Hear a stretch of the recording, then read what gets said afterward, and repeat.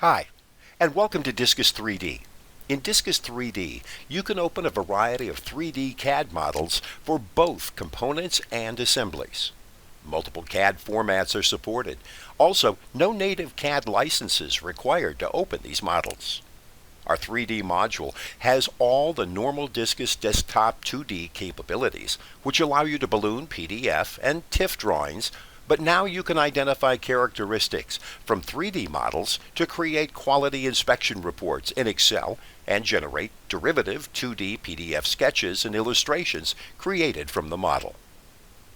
When a model is loaded, Discus will display any existing 3D product and manufacturing information, or PMI, in the form of annotations such as the model notes, geometric tolerances, dimensions, and other symbols.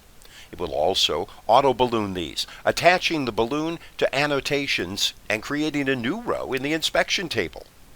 Existing 2D views can be leveraged, or the user can define their own views using the Illustration Manager. Here, measurements can be taken and the characteristics defined. When everything is complete, we can export all of the characteristics to an Excel inspection template, as well as produce a 2D PDF illustrations of the balloon characteristics using the model.